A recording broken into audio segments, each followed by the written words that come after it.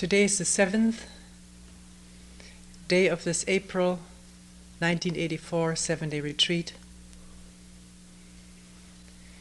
We will read from the book called The Zen Teaching of Wang Po, translated by John Blofeld.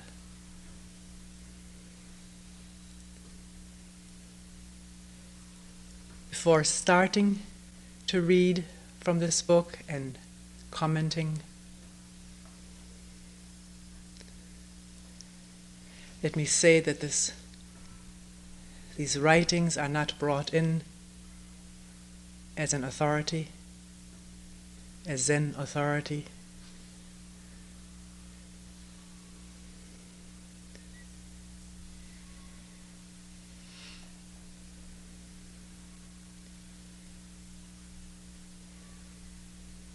It is a fact that many people have mentioned to me.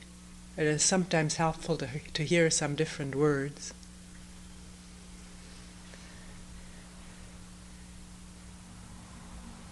If one hears very similar words all the time, there may be the formation of a groove in the brain, and then another word falling into the same groove does just that and prevents seeing and understanding,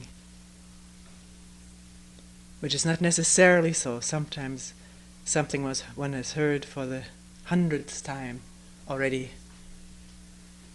Something is seen. It has nothing to do with the word.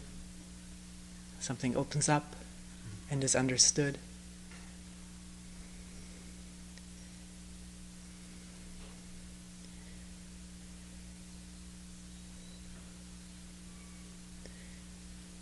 Wang Po's writing is not used also to read from the experiences of someone else. Someone said this in a meeting in quoting or reading a nonsense statement to Joshu. You were not talking from your own experience, you were reciting someone else's. It was the sentence, if I remember it correctly, where Nansen says, if you attain to this Tao of no doubt, it's like the vast, fathomless void, or something like that.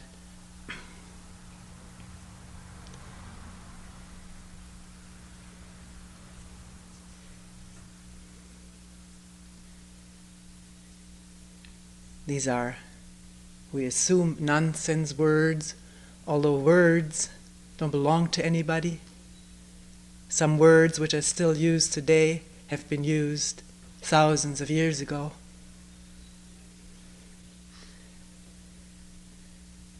And what they point to or come out of is not an experience. It doesn't belong to anybody.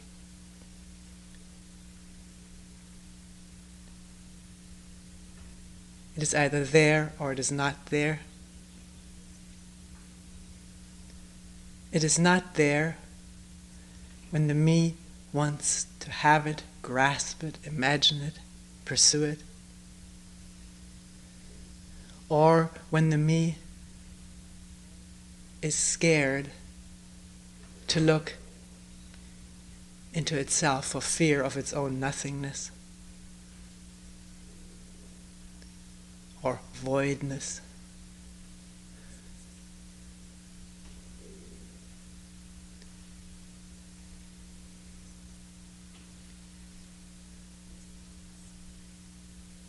When it is there, who is there to experience it?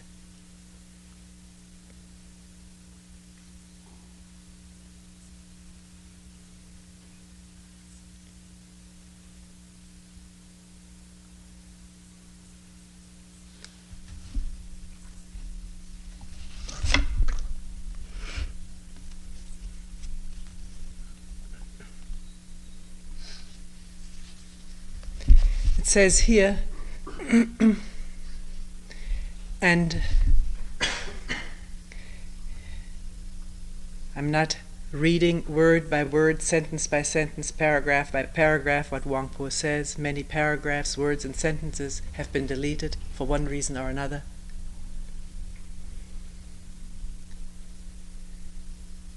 sometimes another word substituted.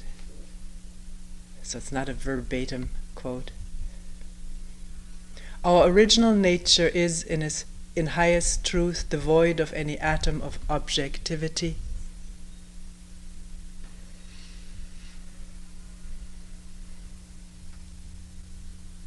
Objectivity meaning not this and not this and not that, as we formulate it conceptually.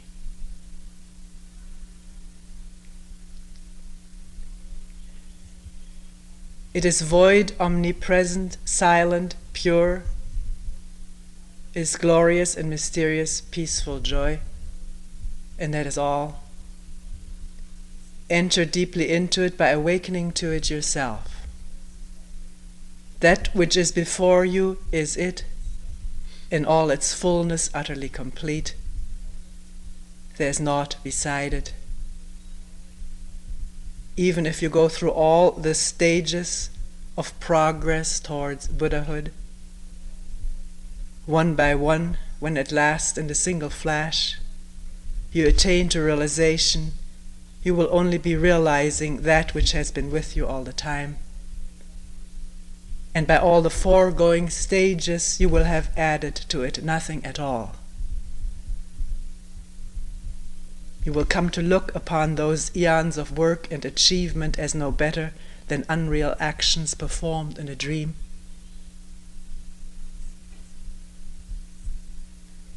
That is why the Tathagata said, Tathagata is another word for Buddha, which means he who is thus come, thus, like this. I truly attained nothing from complete unexcelled enlightenment.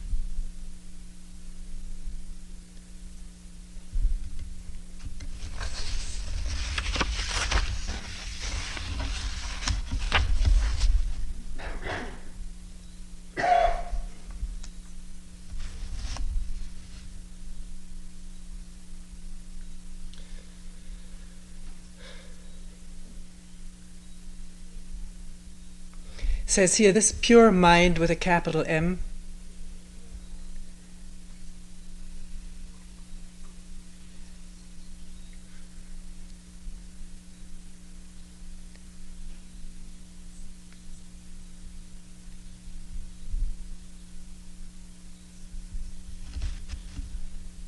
one can make that a question. What does Wangpo mean by this pure mind? We've talked about nonsense, ordinary mind. And we're constantly talking about the conditioned, programmed mind.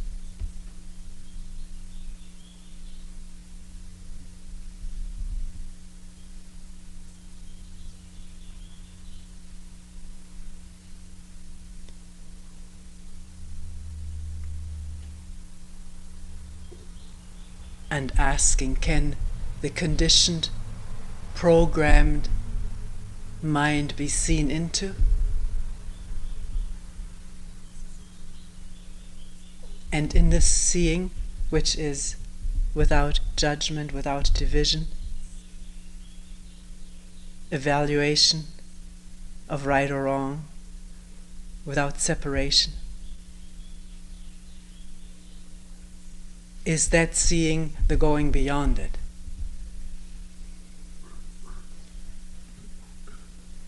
Or the unconditioning of it?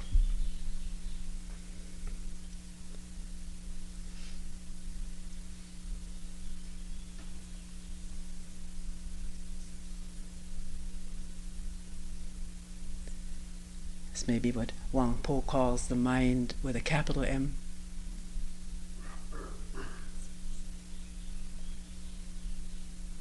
Which he also calls void, empty, containing everything and not being of it.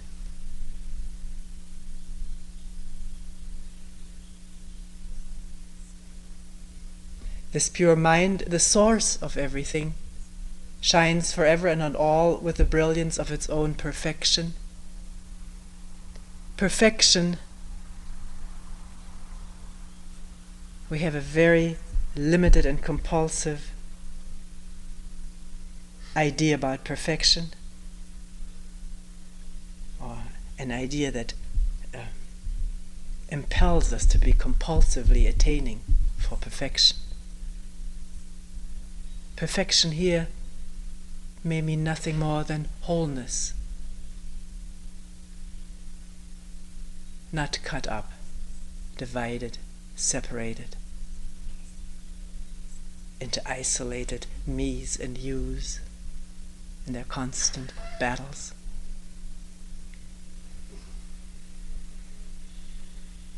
But the people of the world do not awake to it, regarding only that which sees, hears, feels, and knows as mind. And here mind is spelled with a small m. Seeing, feeling, hearing, and knowing via the interpretation of the intellect. This is what is referred to here. Sort of outwardly seeing and hearing, not with the inner ear or eye that does not interpret or recognize or put labels on things.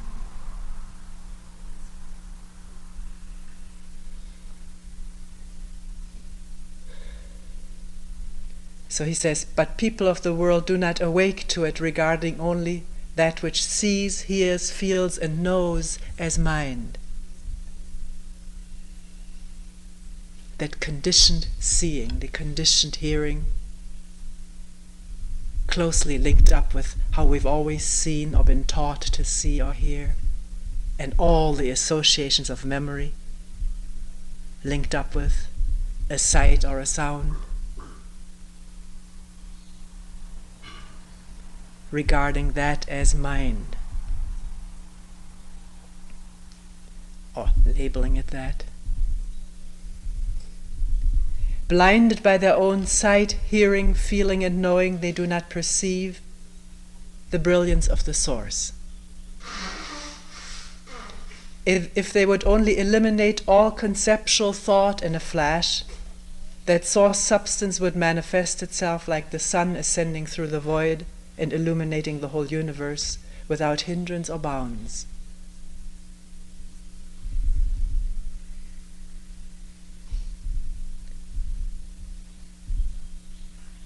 This is a thing to stumble over if one would only eliminate conceptual thought. How does one eliminate it? It's his way of putting it. It has to be seen that it's there and what it does, how it hides, encloses and divides.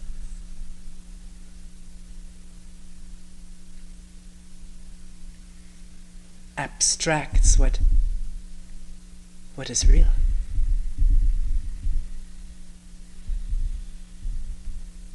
The word Lake Canandaigua is not that shining thing out there.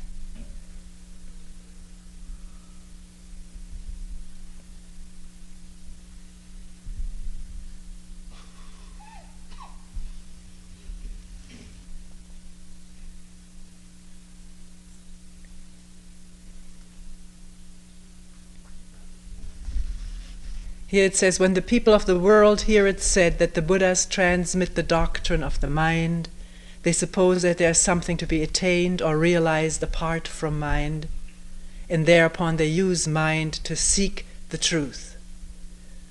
Very difficult to have the two words be the same. Of course, one is capitalized, the other one is spelled small.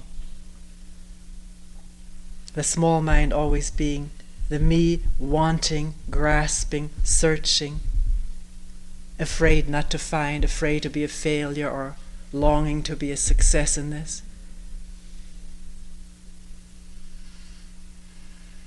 And then the question, can this whole process come into awareness, which is totally non-judgmental, totally free of all prejudice?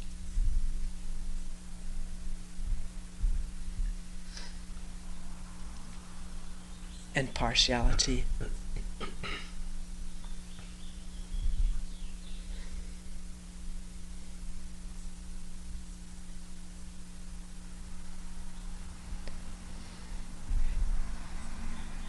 Thereupon they use mind to seek truth, not knowing that mind and the object of their search are one.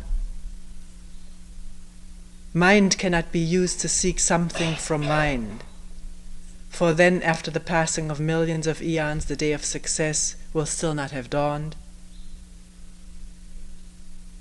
Such a method is not to be compared with suddenly dropping conceptual thought.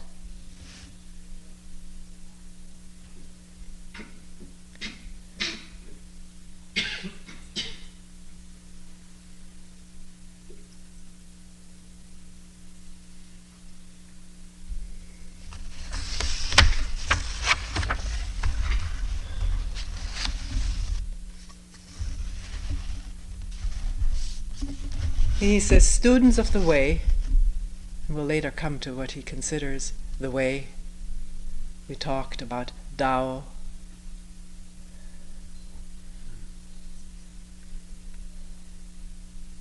The English translation being the way, which is no way. Students of the way should be sure that the four elements composing the body do not constitute the self, that the self is not an entity, that it can be deduced from this that the body is neither self nor entity. Here one has to look into how much one associates the body with this sense of me, it is my body, the self-image.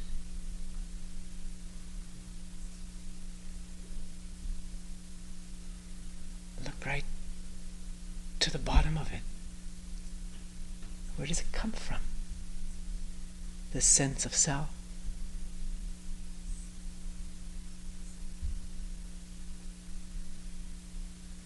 Body functions very well without it.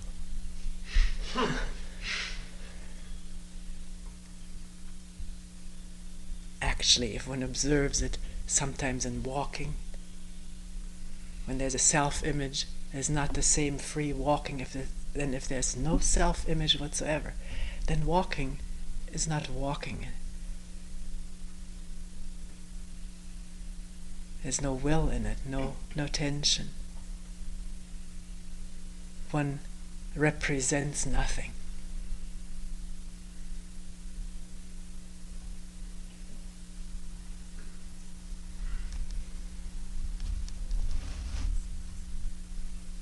Moreover, the five aggregates composing the mind do not constitute either a self nor an entity. These five aggregates are thinking, sensing, feeling, consciousness itself, willing, all of that. Here called the aggregates of mind, one can say the aggregates of consciousness, do not constitute a self. It's just willing, thinking, sensing, and consciousness sort of correlating all of this in the process of thinking about things and itself, saying, I am aware, which may be just another thought.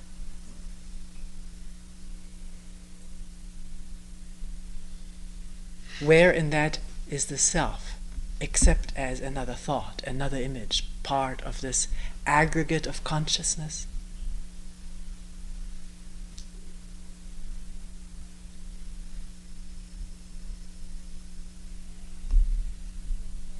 Hence it can be deduced that the so-called individual mind is neither self nor entity.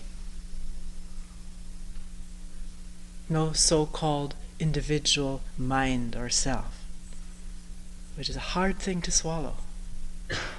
One is attached even just to the thought of it, not only to the feeling, but to the thought of it.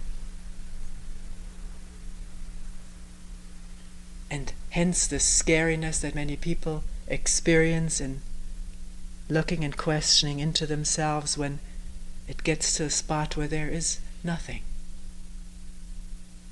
Either one questions into that, or one represents it to oneself in a word and says, oh God, there's nothing. I don't want to be nothing. Or what is this nothingness going to lead to?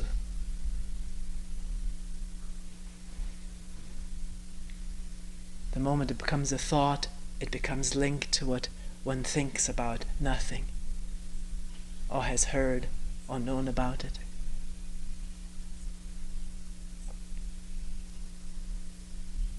Which blocks the questioning. Doesn't have to block the questioning at all. It can be an entirely new challenge to find out what this nothingness is, which one will not label as nothingness. One will not know it, because one doesn't. What one knows is words.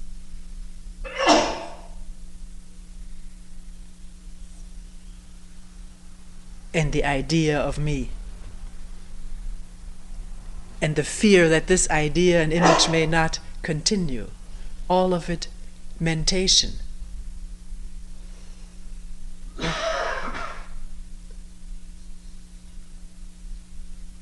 What a challenge to find out if this is all just that.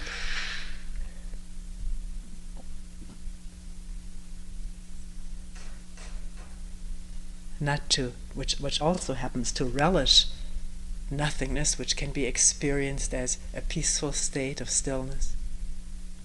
But to question it, we don't want to do that, either for fear of what may be beyond that, or not wanting to give up something that feels so good. As one person put it, I've struggled so many days, I want to experience this for a while. It feels so good.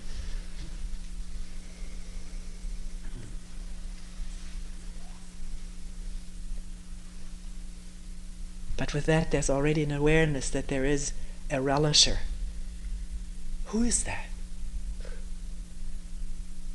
Are there two? The relisher and what he or she relishes?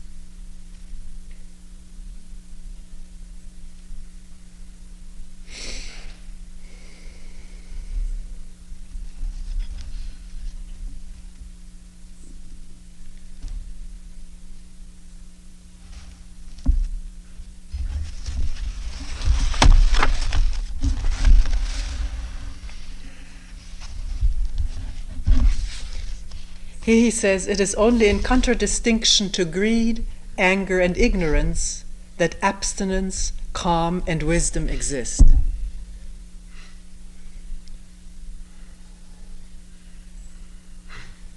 If we have greed, anger, and ignorance, then we have to invent abstinence, calm, and wisdom. Again, as we talked about in the beginning, the mind being conditioned, the brain being conditioned to think in opposites and invent the opposites. I think the computer, as little or nothing as I understand about it, still I've heard that.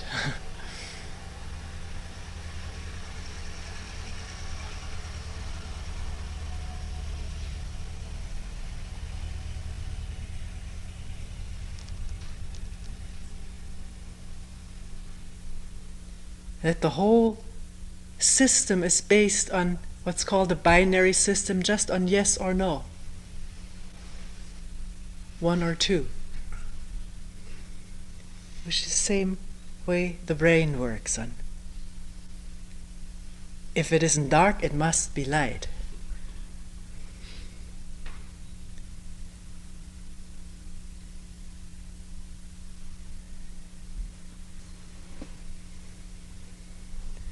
It is only in contradistinction to greed, anger, and ignorance that abstinence, calm, and wisdom exist. Without illusion, how could there be enlightenment?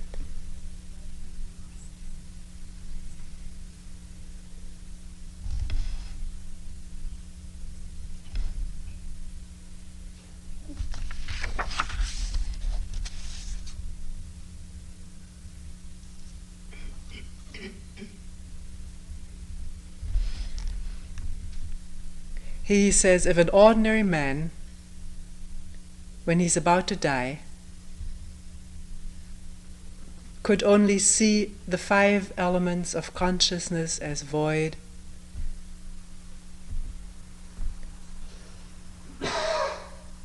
We just listed them as a way of sort of describing the total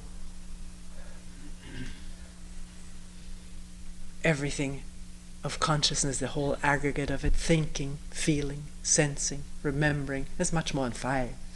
You can go on endlessly. Willing, desiring, fearing, hating, loving. A whole conditioned existence. Seeing it as void. What does that mean? You have to do it. Can't be explained.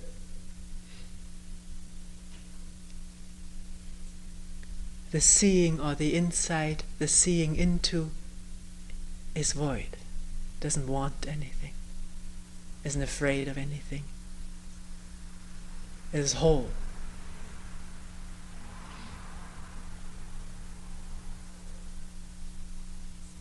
Not controlled by the me. It's just free seeing. And what appears in it appears as void is the way of expressing it. Or it begins to disintegrate, to dissolve. Anyone who has really faced anger, really faced it, not just partially looked away because it's so disgusting to be angry or so pleasurable to be angry, but really facing it, and the facing is not dualistic, just there being that in the light of attention and awareness, will find that the anger disintegrates. It is empty.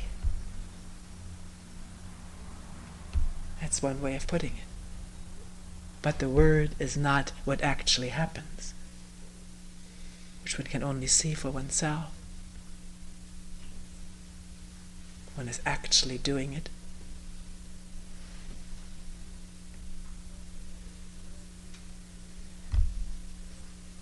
If an ordinary man, when he's about to die, could only see the 5 elements of consciousness or the totality of consciousness as void, the 4 physical elements, meaning this physical organism, it's the ancient way of putting into very neat numbers.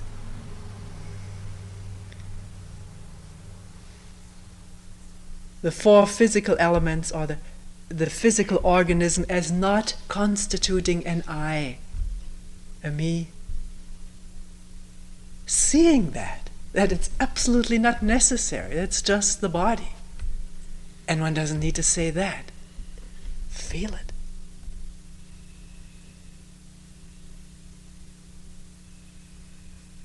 Awareness of it. And then there also comes this awareness of it's really being empty. Not in any magical, mystical sense.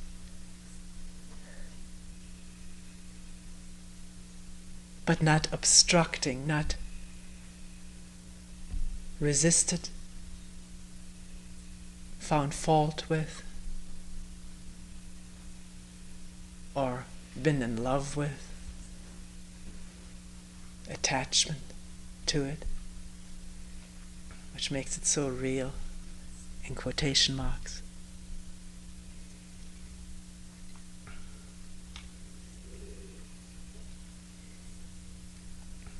The real mind, with capital M, which is a state of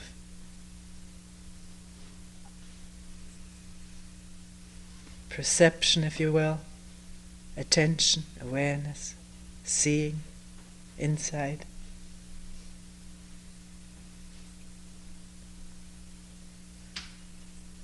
Is neither coming nor going.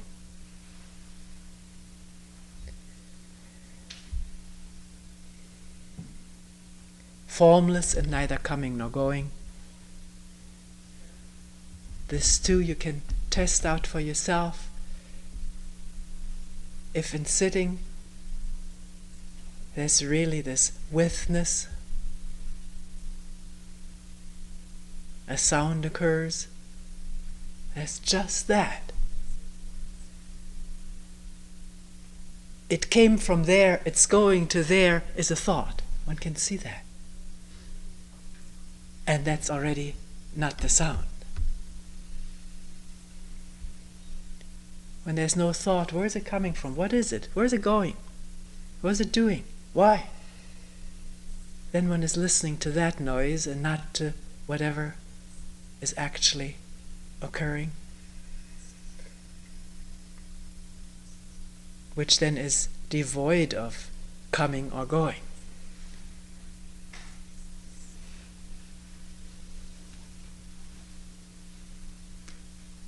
The mind doesn't compare what was a minute ago. It doesn't even say it's gone away, because that's memory. Now please, not to misunderstand that one shouldn't do this or shouldn't compare. It does take place. To see it though, what takes place?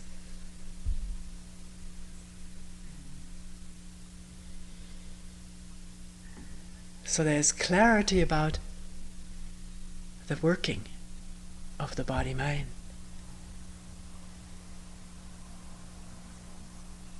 And therefore no self-deception or other deception.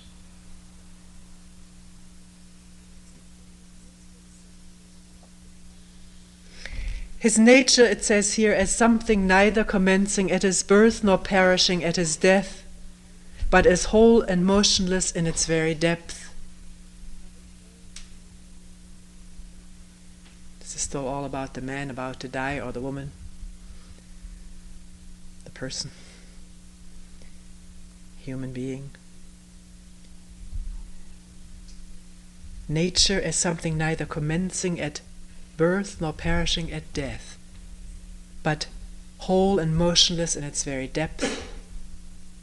You may say, wait a minute, is there some speculation in this? How do I know it didn't begin with a birth, and how do I know it doesn't end with death? I don't. I don't. If I say I do, maybe either a memory or a deception or a belief that I've adopted, which may be comforting. I don't know whether we need to interpret it in that way, because if you say it begins with my birth, that's also an assumption where thought comes in. It ends with my death, that's a thought of dying, and that being the end.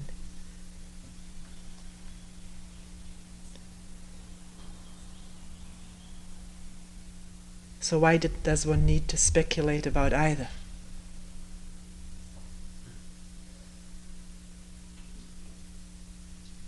It is irrelevant to this, what is described here as wholeness and motionlessness in its depth. What is that?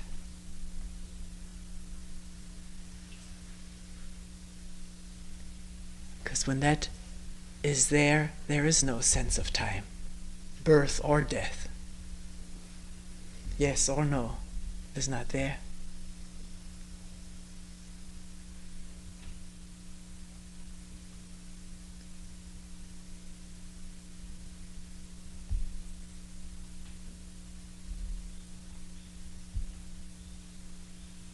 His mind and environmental objects as one.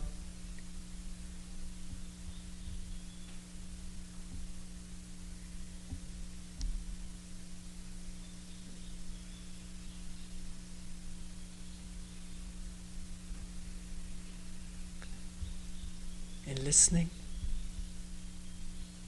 what is there?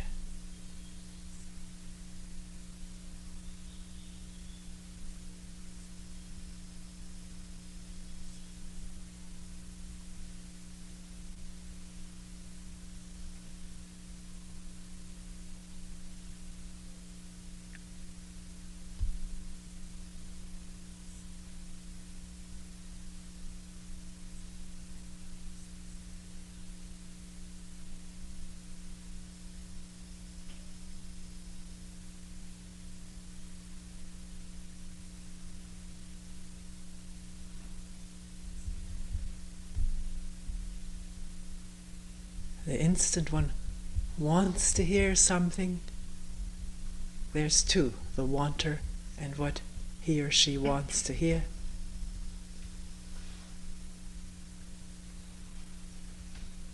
The instant one says, I can't hear it, it's not for me, there's also the me with its self-image of failure.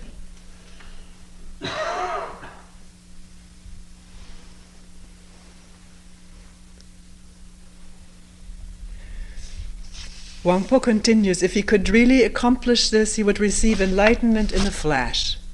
We've often commented on this sentence as where this translation of accomplishing comes from, where Wangpo endlessly talks about that there's nothing to accomplish.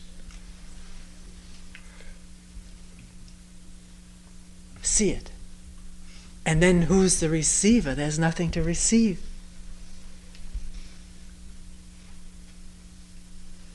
But if there's the expectation of receiving something, question who is the receiver? Who is the expector? Plummet all the way. See if you can find him.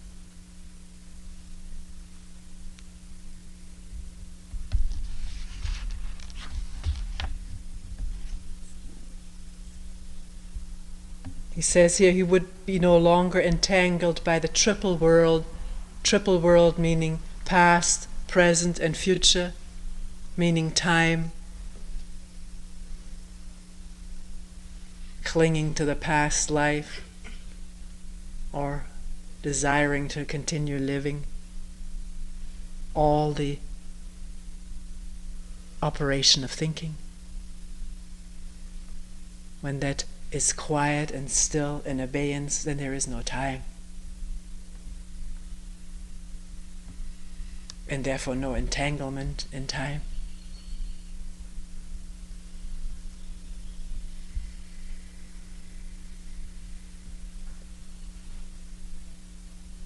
He says here he would be without even the faintest tendency toward rebirth, which follows from this. Rebirth is a thought in time. If one is with this instant of living or dying, what room is there for thought of rebirth? Or what desire for it? Desire is the me, and when the me is in operation, there is no being completely with what is. There is a bifurcation.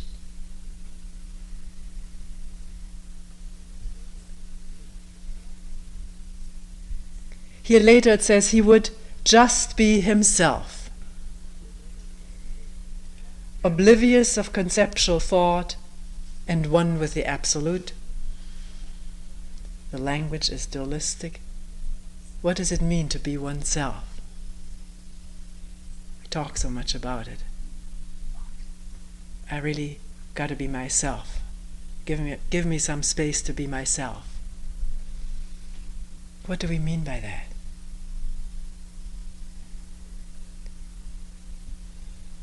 Usually following one's inclinations, which are conditioned by the way one grew up, where one grew up, how one grew up, friends one had, books one has read.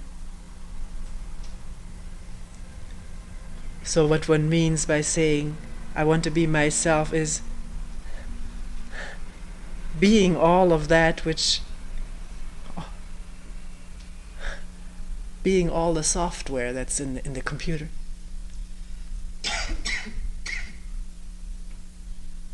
Which doesn't exclude feelings, but it is all conditioned. Or isn't it? Is there freedom of it? Then one may not say, I want to be myself. One may put it differently.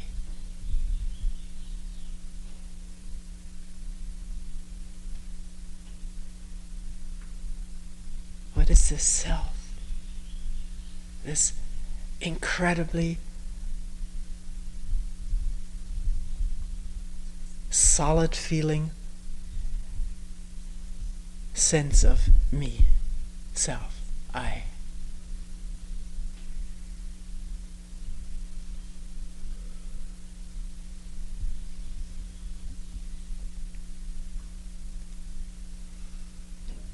He would just be himself, would mean here no self.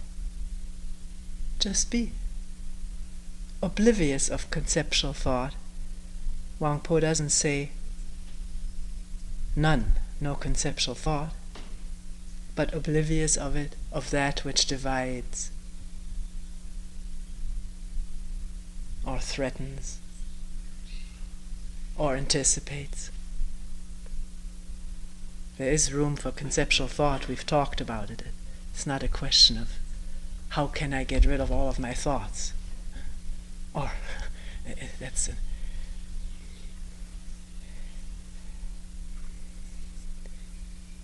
oblivious of what one knows gets one time and time again into a dead end. Can one at one moment see that and just be oblivious of it? Not fight it, try to subjugate it or overcome it, but just be what's there rather than with these dead-ended thoughts or circular thoughts. For that, there has to be insight into that, into the circularity or dead-endedness of it. Or else one is caught up in it.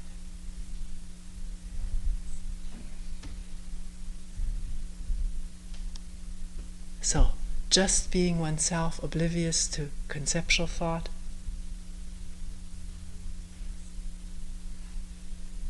Wang Po is talking about the person dying.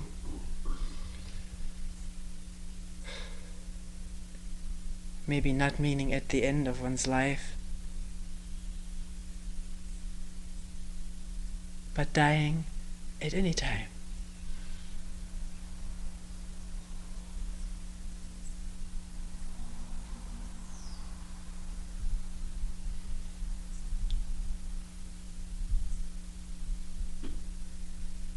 To images, attachments of the me. Not as an act of will, but understanding the emptiness of it all.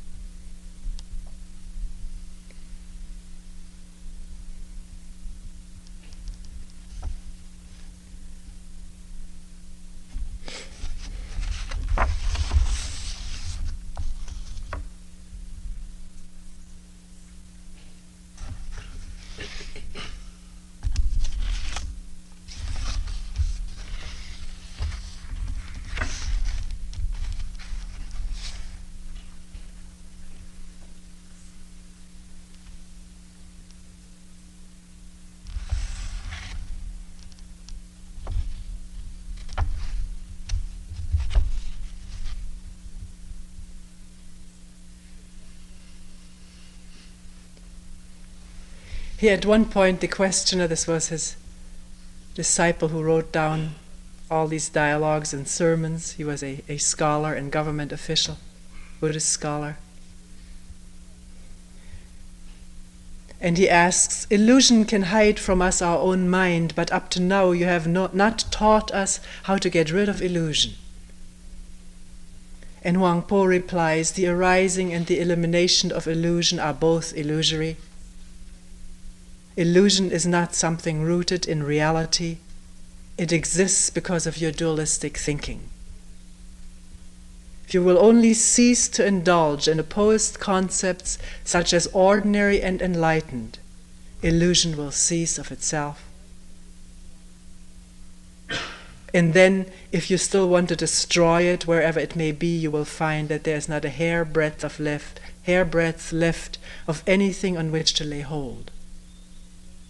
This is the meaning of, I will let go with both hands, for then I shall truly discover the truth in my own mind. This is a quote, someone else.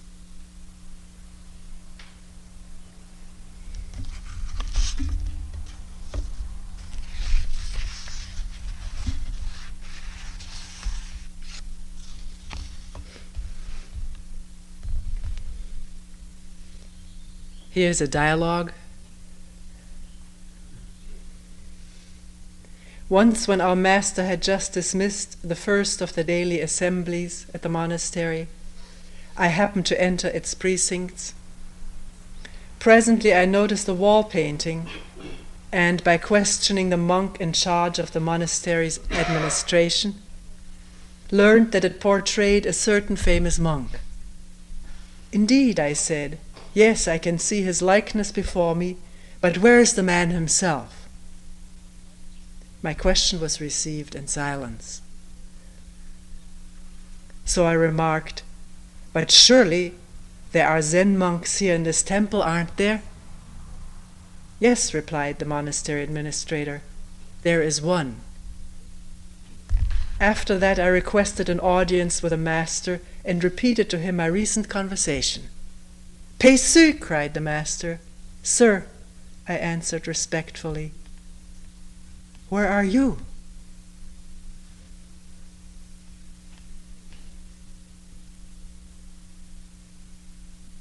Realizing that no reply was possible to such a question, I hastened to ask our master to re-enter the hall and continue his sermon.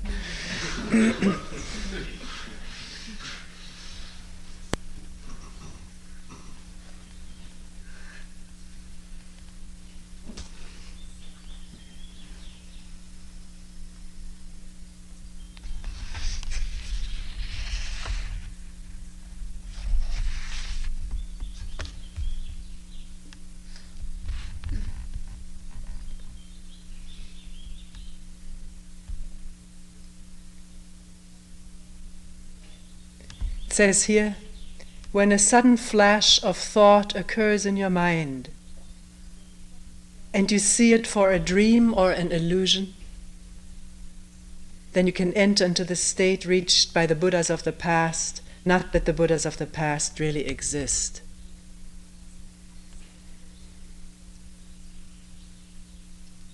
When a sudden flash of thought occurs in your mind and you recognize it or see it for a dream and an illusion,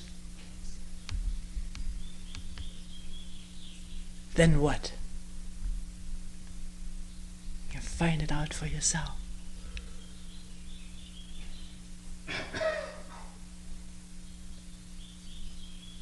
Or does one just think that was an illusion? That's different.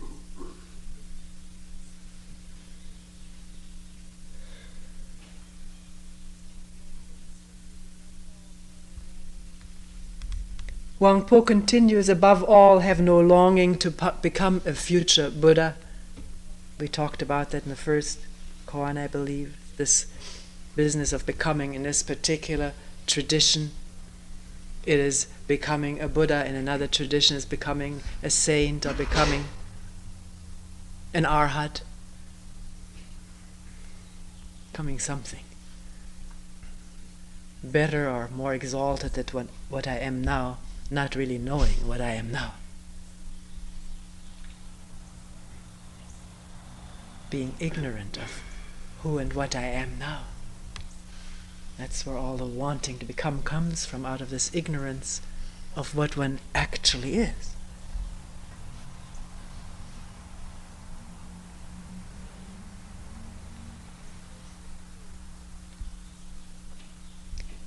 Your sole concern should be, as thought succeeds thought, to avoid clinging to any of them. That may be the clearest statement he makes. Usually he says, eliminate conceptual thought or drop it. But here, let's even put it in a question form. Can your sole concern be, not should be, that already sets up problems.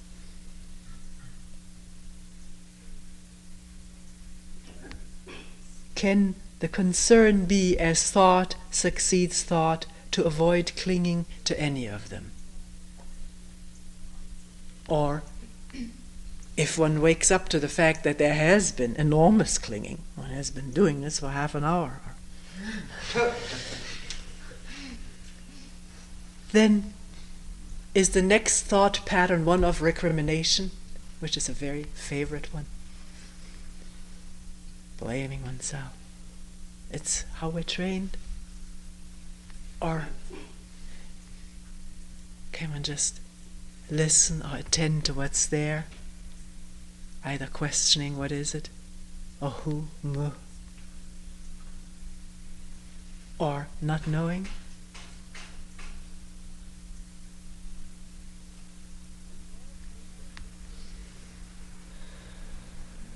Nor may you entertain the least ambition to be a Buddha here and now.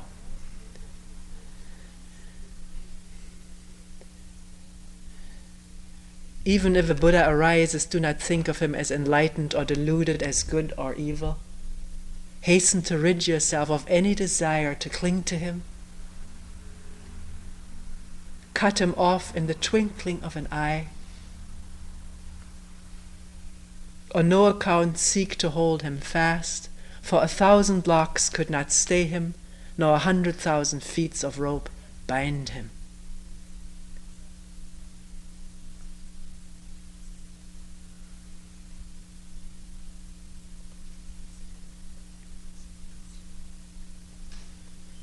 He says, I will now make luminously clear how to set about being rid of that Buddha.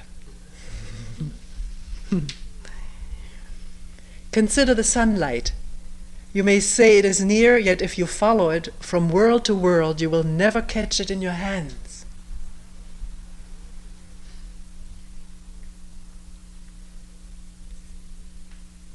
Then you may describe it as far away, and lo, you will see it just before your eyes. Follow it and behold, it escapes you. Run from it and it follows you close. You can neither possess it nor have done with it. From this example you can understand how it is with the true nature of all things, and henceforth there will be no need to grieve or to worry about such things.